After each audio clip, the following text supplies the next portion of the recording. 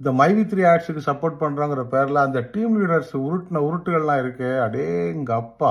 ஆரம்பத்தில் சொன்னாங்க, நீங்கள் எவ்வளோ மக்களுக்கு வந்து இத்தனை லட்சம் பேருக்கு நீங்கள் எப்படி இவ்வளோ பணத்தை கொடுக்குறீங்க அப்படின்னு நம்ம கேட்டதுக்கு, இல்லை எங்களுடைய ஆப்பில் வந்து நாங்கள் அவ்வளோ விளம்பரம் போடுறோம், எல்லா கம்பெனிகளுடைய விளம்பரத்தை நாங்கள் போடுறோம், இதெல்லாம் மக்கள் பார்க்குறாங்க, இதெல்லாம் பார்த்துட்டு அதன் மூலியமாக வரக்கூடிய வருமானத்தை தான் நாங்கள் வந்து எல்லா மக்களுக்கும் கொடுக்குறோம் அப்படின்னு சொல்லிட்டு கடுமையாக உருட்டினாங்க.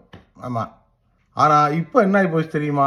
அதே மைவி3 ஆட்ஸில் வெளி கம்பெனிகளுடைய விளம்பரத்தை நாங்கள் இனிமேல் போடுறதில்ல அப்படின்னு அதே டீம் லீடர்ஸ் வந்து கடுமையாக சப்போர்ட் பண்ணிக்கிட்டு இருக்காங்க. எங்கள் கம்பெனி இனிமேல் வந்து வெளி கம்பெனியுடைய விளம்பரத்தை போடாது, எங்களுடைய ப்ராடக்டை மட்டும்தான் நாங்கள் போடுவோம், எங்கள் கம்பெனி சம்மந்தப்பட்ட விளம்பரத்தை மட்டும்தான் நாங்கள் டெலிகாஸ்ட் பண்ணுவோம், இதை மட்டுமே மக்கள் பார்க்கணும்.